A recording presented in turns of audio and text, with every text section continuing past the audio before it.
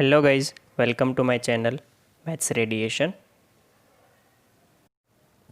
Hello students, आज के video में हम देखने वाले हैं फंडामेंटल थ्योरम्स ऑफ कैलकुलस। अब ये जो थ्योरम्स है ना, दो फंडामेंटल थ्योरम है बेसिकली। दोनों ही थ्योरम हमारे पास जो है वो डिफाइनाइट इंटीग्रल्स के लिए है। हमने डिफाइनाइट इंटीग्रल्स को लिमिट ऑफ सम्स का यूज़ करके कैसे सॉल्व करना है वो तो इसके आगे सीख लिया, बट अभी थोड़ा आसान तरीका भी हमें चाहिए बिकॉज़ ये थोड़ा ऑकवर्ड तरीका है, क्योंकि हर एक क्वेश्चन को इतना लेंथीली हम सॉल्व नहीं कर सकेंगे, है ना।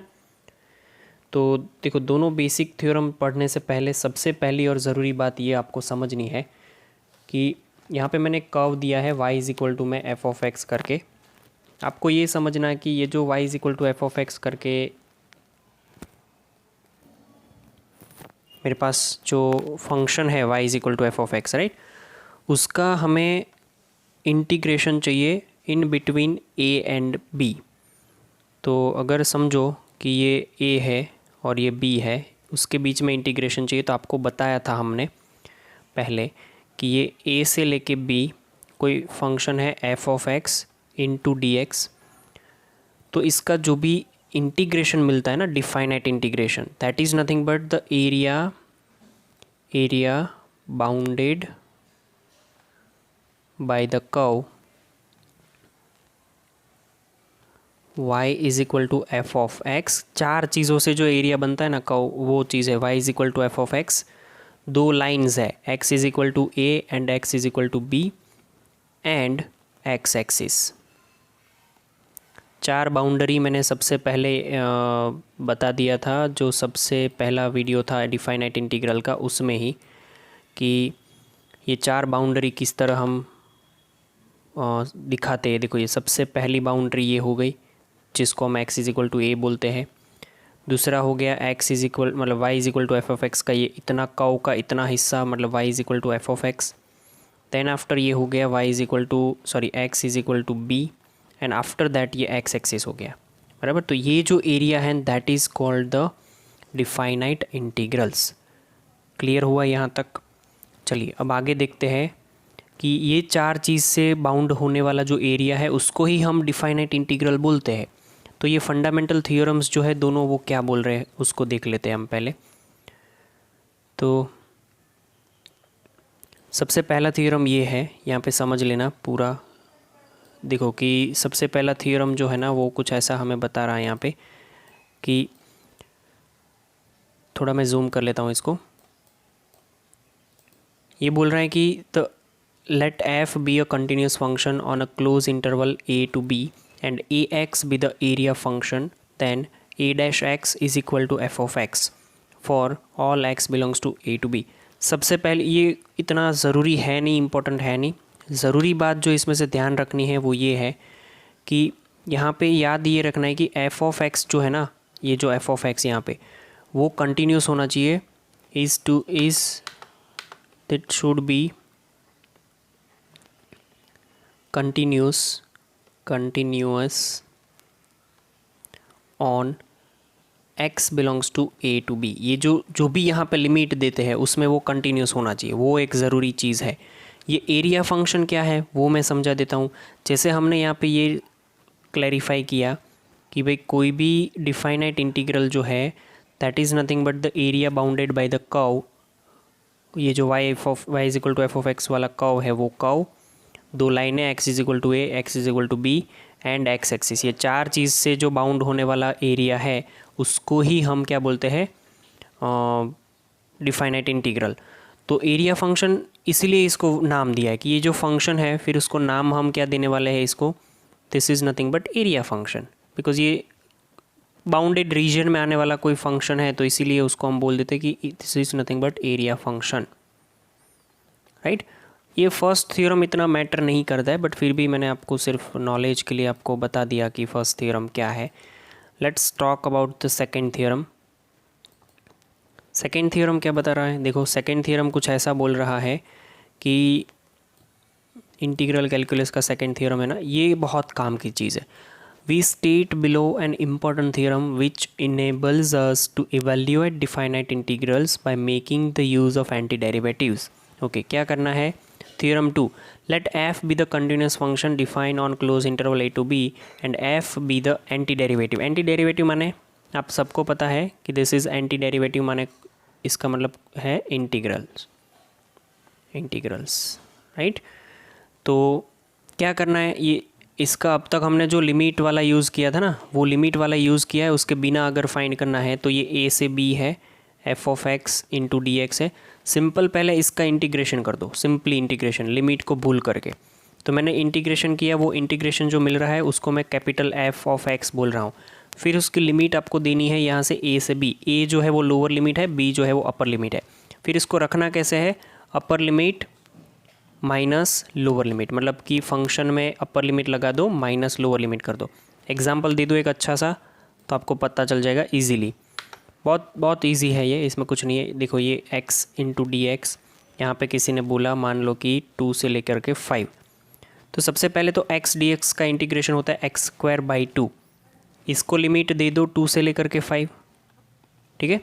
चलिए अब क्या करना है, सबसे पहले अपर लिमिट लगाओ, तो 5 का स्क्वायर अपॉन 2 माइनस क्या करना है, लोअर लिमिट 2 का स्क्वायर डिवाइडेड बाय 2।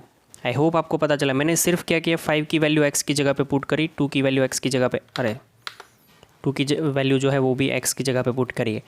5 का स्क्वायर हो जाएगा 25/2 माइनस ये हो जाएगा 4/2, ठीक है। तो ये जो है टोटल कुल मिला करके 24 minus 4 that is 21 divided by 2, ये हमारा आंसर हो गया।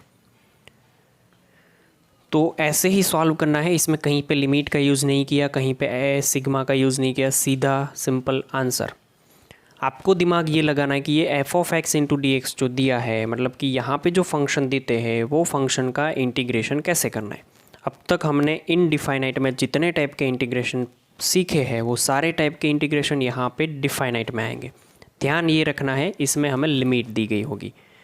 दूसरी चीज़ ये ध्यान रखनी कि ये जो लिमिट देते हैं 2 से लेकर के 5 वाली, उसमें ये फंक्शन जो है वो क्या होना चाहिए, कंटिन्यूस। अदरवाइज़ वो कंटिन्यूस नहीं है तो एरिया नहीं मिलेगा। बिकॉज आप सोचो, थोड़ा लॉजिकल सोचोगे तो पता चल जाएगा। अगर कि ए से लेकर के बी में ये फंक्शन कंटिन्यूस नहीं होता तो बीच में कहीं पे ब्रेक आता तो एरिया बनता ही नहीं। बिकॉज एरिया किसका बनता है, क्लोज चीज़ों का बनता है, राइट।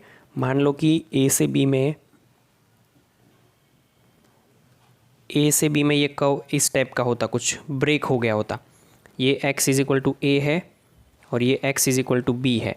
आप कितना भी ट्राई कर लो, यहाँ से तो ब्रेक हुआ है, तो ये क्लोज सरफेस बनेगी नहीं। Close surface, close area, close region नहीं बनेगा, एरिया नहीं मिलेगा आपको। तो ये है इसका सेकेंड थ्योरम। सेकेंड थ्योरम हो जाने के बाद आपको हमारे लिए जो काम की चीज़ है ना, बहुत इंपॉर्टेंट इन सब में, पूरे डिस्कशन का जो फाइनल कंक्लूजन जो है ना वो ये है, ये हमें याद रखना है। थोड़ा इधर उधर हो गया है, आप समझ लेना। देखो ट्राई करते हैं, चलो ऐसा कुछ हुआ तो ये हमें याद रखना है कि F of B minus F of A होता है। ये एफ, कैपिटल एफ जो है ना वो इंटीग्रेशन है। अब डिफाइनाइट इंटीग्रल के ये जो थ्योरम पढ़े उसके रिमार्क्स है 2-3, वो याद रखने हैं, समझने हैं। मतलब मैं हम डिस्कस कर लेते हैं, काम की चीज़ है, कहीं पे दिख जाए एमसीक्यू में तो पता चल जाएगा आपको। चलिए, in words the theorem 2 tells us limit, मतलब integration over a to b f of x dx is equal to the value of the derivative of f of the f at upper limit b minus the same value of the anti-derivative at lower limit a, वो पता चल गया। This theorem is very useful. Second number का point देखो, this theorem is very useful करके उसने बोला है कि because it gives us the method of calculating the definite integral more easily without calculating the limit of a sum। Okay, वो हमने देखा कि कहीं पर लिमिट और सम का, सिग्मा का कोई यूज़ नहीं है। थर्ड क्या बोला है, the crucial operation in evaluating definite integral is that of finding the function whose derivative is equal to the integrand. This strengthen the relationship between differentiation and integration. क्या बोला है कि जब आपको, मतलब क्रूशियल ऑपरेशन कहा होता है कि evaluating the definite integrals of is finding the function whose derivative is equal to integrand. मतलब इंटीग्रेंट के इक्वल ही उसका डेरिवेटिव होता है, दोनों सेम होते हैं, तब थोड़ा रिलेशनशिप स्ट्रांग हो जाएगा, वो देखेंगे आगे जाके। ई रेज टू एक्स वाला है, ई रेज टू एक्स का डिफरेंशिएशन करो या इंटीग्रेशन करो, ई रेज टू एक्स ही होता है, तो उस वाले के लिए बोला गया है। फोर्थ क्या बोला है, integration over A to B F of X D X the function F needs to be defined and continuous in A to B. मैंने बोला जैसे कि एफ ऑफ एक्स जो है वो यहाँ पे जो भी लिमिट देते हैं उसमें कंटिन्यूस होना चाहिए। फॉर इंस्टेंट यहाँ पे एग्जांपल दिया है कि consider the definite integral -2 to 3 x, यहाँ पे लिखा है एक्स स्क्वायर -1 की पावर 1/2, मतलब इन अदर वर्ड्स ये ऐसा लिखा है एक्स ब्रैकेट में लिखा है एक्स स्क्वायर -1 इज़ एररनियस, मतलब ये क्या है कि एरर यहाँ पे आएगी। रीज़न क्या है कि since the F expressed by F of X करके ये जो एफ दिया है is not define in the portion of -1 to 1 in the close interval -2 to 3, मतलब अपने को लिमिट दी है -2 से 3 और उसमें ये -2 से 3 जो लिमिट दिया है नंबर लाइन पे देख लो, ये -2 ये 3, ये जो पूरी लिमिट दी है उसका एक हिस्सा है छोटा सा, कौन सा, -1 से लेके 1, ये जो हिस्सा है ओपन रखो, ये हिस्से में ये फंक्शन नॉट डिफाइन है, मतलब कि इसमें नॉट डिफाइन है तो इसमें ब्रेक आएगा, कंटिन्यूस नहीं रहेगा। ब्रेक आएगा तो क्लोज रीजन नहीं बनेगा, क्लोज रीजन नहीं बनेगा तो डिफाइनाइट इंटीग्रल नहीं बनेगा, नहीं मिलेगा। क्लियर है? तो ये ध्यान रखना है कि ये लिमिट में ये क्या होना चाहिए, डिफाइनाइट रहना चाहिए। क्लियर?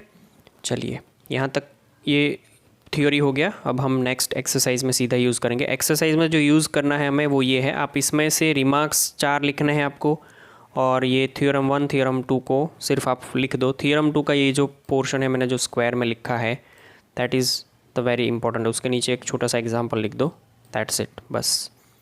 राइट, चलो यहाँ तक रखते हैं। Thank you. तो गाइज थैंक यू।